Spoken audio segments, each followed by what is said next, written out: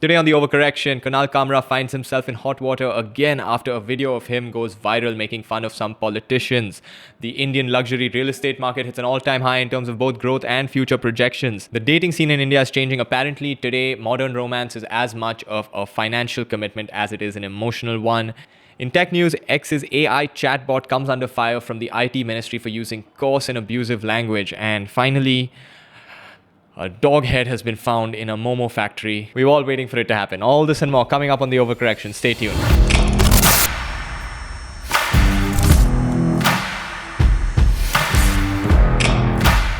So our top story for the evening, I guess, is Kunal Kamra and the demolition of the habitat.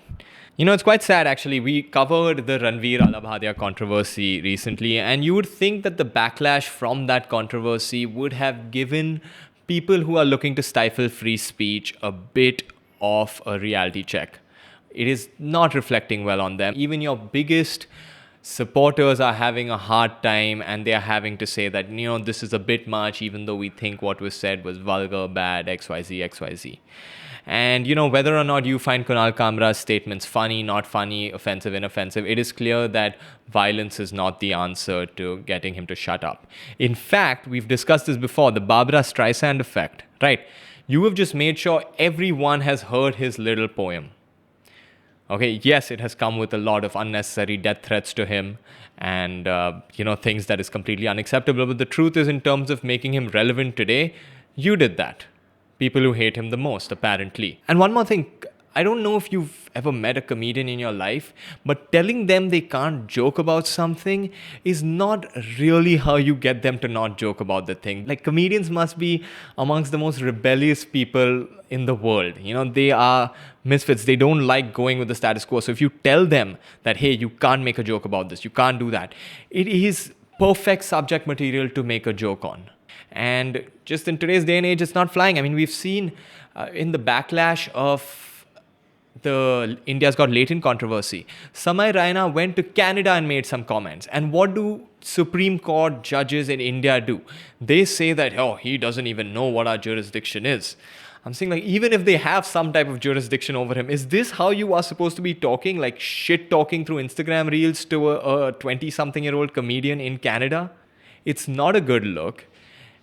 There are so many people for whom these set of events have been an eye-opening experience. Even supporters of the ruling party have had to just... Well, you're not doing yourself any favors, I'll put it at that. I do hope this time the lesson is learned. Yes, I've always believed if you think something is not funny, please slam that person on social media. You know, don't follow him. Tell people not to follow him. Tell people not to go to his shows if you want. But you cannot use any force of government, the threat of FIRs, police action. And you can kind of tell also how bad a look it is. You know, as of this morning, we have seen the donations to Kunal Kamra on his private YouTube channel go through the roof. There is support coming from all over the world right now. Yeah, so the response to Kunal's hilarious. We have an audio recording that is leaked where someone has called him. क्या बोले थे तूने साहब के बारे में video डाला है? कौन कौन सा साहब है ये? शिंदे साहब, हमारे मुख्यमंत्री, उनके बारे में क्या वीडियो डाला है? अभी तो मुख्यमंत्री का है, उप मुख्यमंत्री उप मुख्यमंत्री है, उनके बारे में क्या वीडियो डाला है तूने? देखा ना आपने वीडियो? देखा है, अब तो जाके देख ले हम लोग ने क्या हाल किया। अभी तू जिधर मिलेगा ना तेरा भी वही हाल होगा, समझा क्या? तमिलनाडु में कैसा पूछेगा भाई? And we'll play it for you right here so you can just see. I mean, this guy is standing his ground and he's not giving in, and he's kind of messing with the people on the other end of the line as well, which I respect. I mean, in the face of all this, I guess you got to keep it light, man. I don't know what else you're going to do. And he has then come out and made a statement on his Twitter. An entertainment venue is merely a platform, a space for all sorts of shows. Habitat or any other venue is not responsible for my comedy, nor does it have any power or control over what I say or do. Attacking a venue for a comedian's words is as senseless as overturning a lorry carrying tomatoes because you didn't like the butter chicken you were served. He then says something to the effect of being happy to comply with any type of legal proceedings that take place against him. But he asks the question, will the law be fairly and equally deployed against those who have decided that vandalism is the appropriate response to being offended by a joke? And against the unelected members of the BMC who have arrived today at the Habitat without prior notice and tore the place down with hammers. So, very good points to make. His retractors can, I guess, take it up with him in Tamil Nadu. He goes on to say, our right to freedom of speech and expression is not only to be used to fawn over the powerful and rich, even though today's media would have us believe otherwise. Your inability to take a joke at the expense of a powerful public figure does not change the nature of my right. As far as I know, it is not against the law to poke fun at our leaders and the circus that is our political system. To the media faithfully reporting the circus, remember that press freedom in India ranks at 159. So all in all, you can go on his Twitter and check out his full response. We certainly defend his right to say what he wants as long as he's not inciting violence, which is actually the law, by the way. Maybe the lesson will be learned, maybe it won't. Who knows? I really thought that the latent case was going to be a bit of a turning point. People recognizing that you can't actually shut people up in the same way, and your attempts to shut them up are just amplifying their voice. In business news, India's premium residential market soars with rising demand for luxury living spaces. India's premium residential landscape is witnessing significant growth fueled by innovative designs, blah, blah, blah, blah, blah. According to Anarock, luxury housing, that's units priced above 1.5 crores, account for almost 17% of all new residential launches in India as of 2024.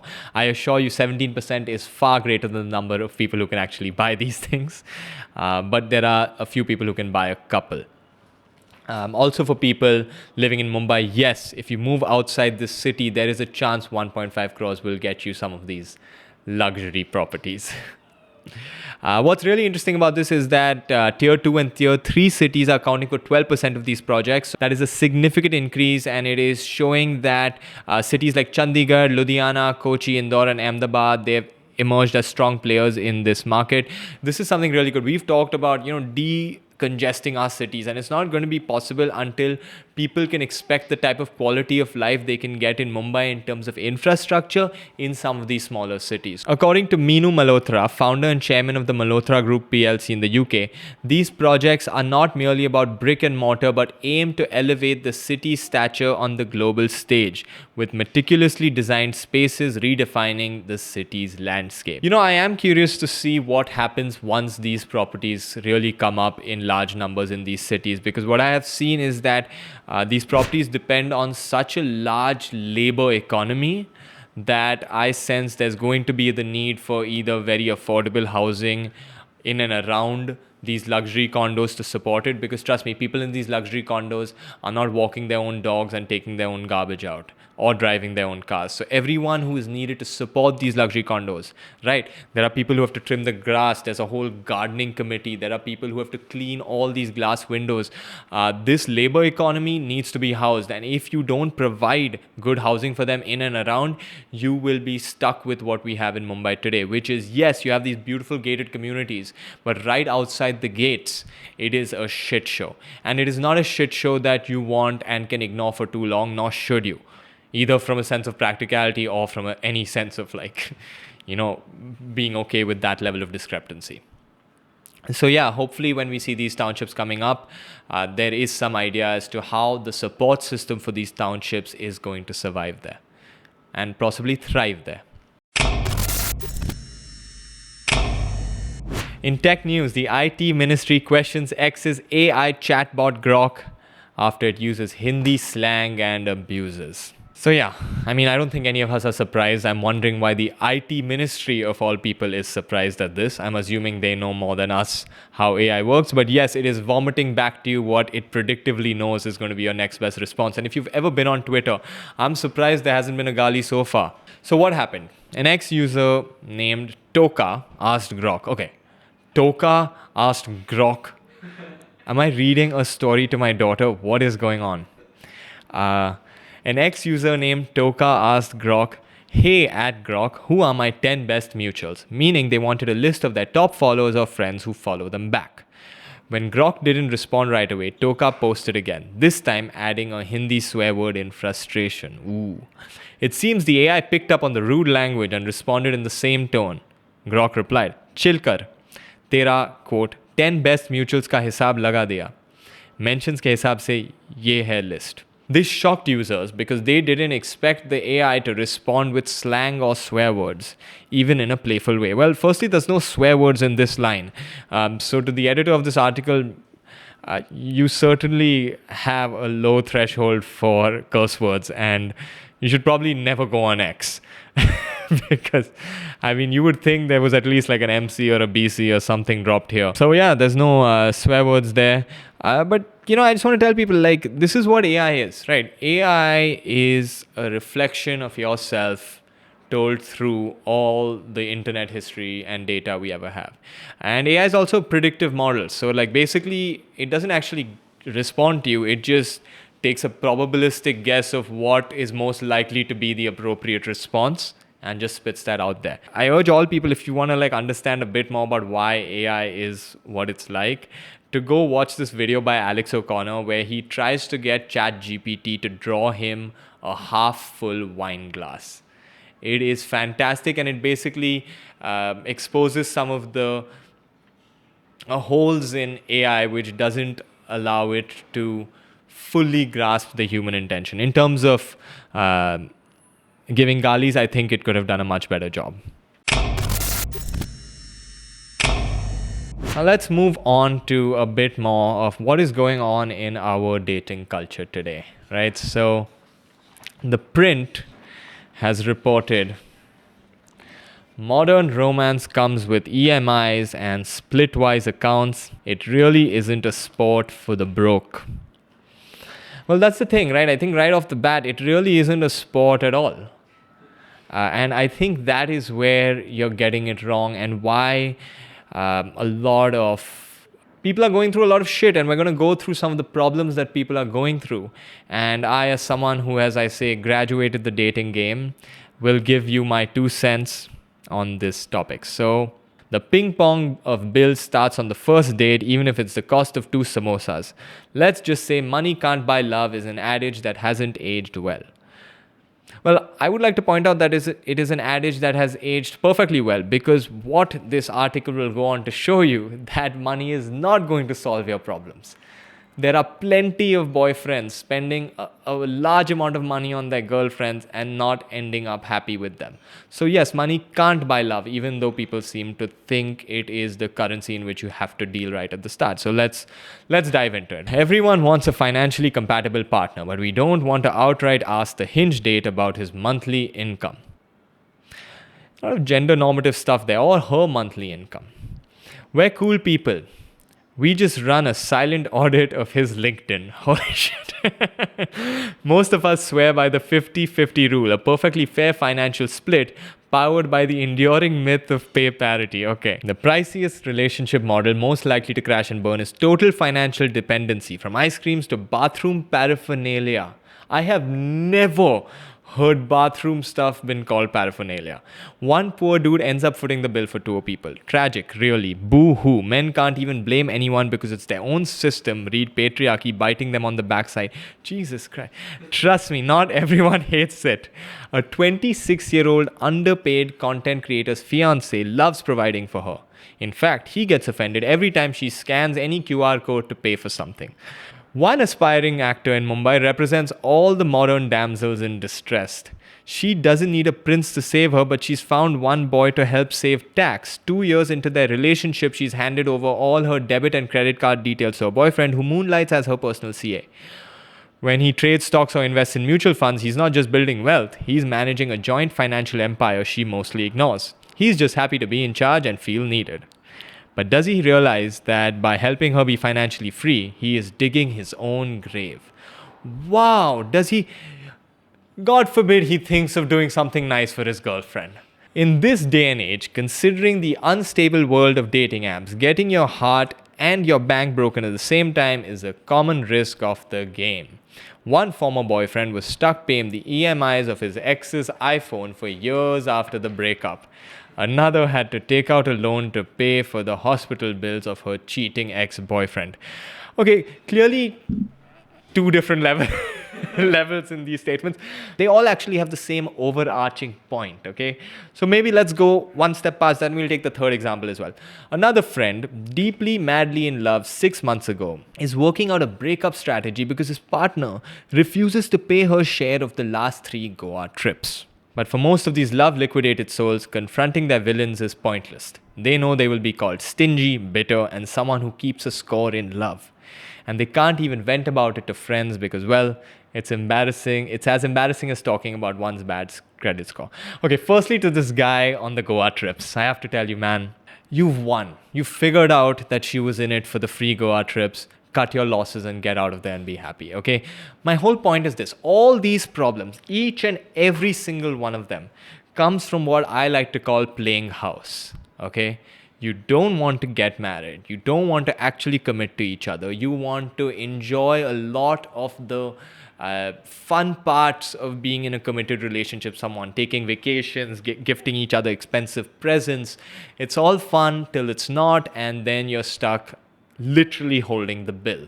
There is a reason people suggest that you do not engage, and I'm not being some type of prude guy here. I'm just saying don't bring huge amounts of money into the situation because you feel like a grown up, especially when you can't afford it.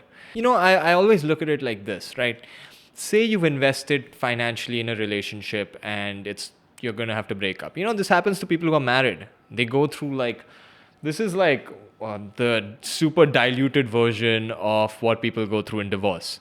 And I've always thought that, look, yes, people, there are people who are literally, that businesses are cut in half. It's all very sad. But if you take your relationship and your marriage with some level of seriousness, you will accept that, hey, whatever financial hardship you have to go through due to the separation, whether it be a regular relationship or a marriage, should be nothing compared to what you are going through emotionally due to that separation. And you should be willing to pay that price. And if it's 3 Goa trips, or it's literally your Jeff Bezos' $200 billion empire that is now gone to his wife, I think it's the same for both people. He should care enough about losing his wife. It's priceless to him. It's not 100 billion. It's not 10 rupees. It's what it signifies when you make that commitment to each other. So when y'all are just dating, keep money out of it. Don't do things that are going to put you in a financially delicate spot. This is, of course, relative for anyone. For someone, taking a girl out for a dinner that costs 10,000 rupees is nothing. But as this article says, and then there are the Delulus keeping multiple situationships afloat in this economy. Even with the bare minimum, booking late night Uber rides for booty calls. These modern Romeos are one weekend away from financial ruin. This cannot be the fine line you're living on, that, hey, if I go out for this date with this girl and the bill is 3,000 rupees more, that's going. I'm going to have trouble paying the rent next month. Do not live on this fine tiptoe balance. It's not worth it. But yeah, I thought this was a pretty funny one, just to get off a little serious note on that. A study of modern dating apps show that 24% of users are using dating app sites for hookups. That figures. It's probably more. Some people don't want to say it. 84% aim at getting in a relationship. Good to hear. And 43% do it for friendship purposes. I don't believe this. I don't think anyone believes it. I think the only way this is possible is because they had an AI chatbot sort of scour girls' messages on these dating apps, and a lot of people wanted to be what did they say? Yeah, we actually got the original audio of this, and it says, "I want a friendship with you." Let's play the audio. I want a friendship with you, यानी मैं आपसे दोस्ती करना चाहता हूँ या फिर मैं आपका दोस्त बनना चाहता हूँ। अगर आप I want be friendship with you अगर बोले Okay, video का अंत तक जरूरी देखिए, because what's hilarious is even this guy who's going to explain it right now, he does not know what "I want a friendship with you" means. He's giving us the Hindi translation of it. Guys, PSA, "I want a friendship with you" is the oldest pre-pic message you can ever get. Okay, you're about to get a lewd image if this is the message that is there. To all the AI chatbots out there, if you see I want a friendship with you, this would fall in the casual hooking up category. And for a final story, a dog head is found in a fridge during a raid at a Mohali Momo factory. I come to understand the raid was not to look for the dog head, this was unexpected. Yep, my dog's down there. He's getting triggered.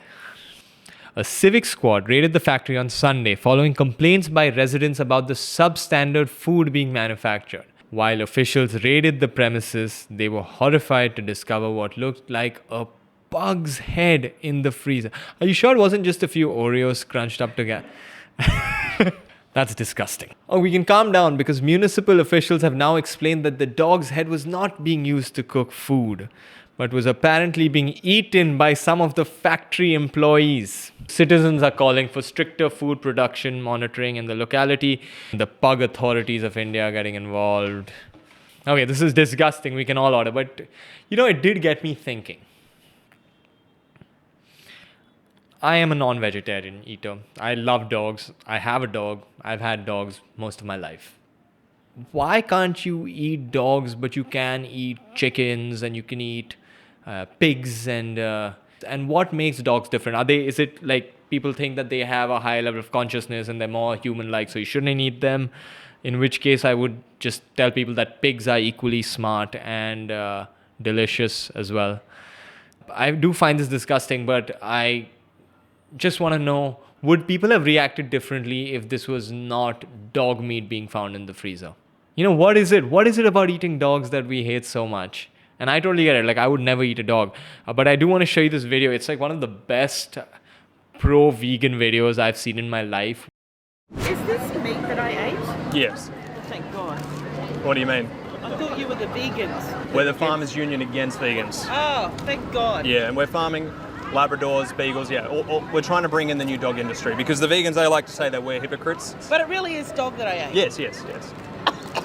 Are you joking? You sound like a vegan now. Everything's humane, ethical. Yeah, we do everything the same. So we have a farm out in Lindley Valley, so we put them in the same gas chambers we put pigs. But how come we're eating dogs? Well, because why not? You eat cows, you eat pigs. I like chickens mainly. What's the difference?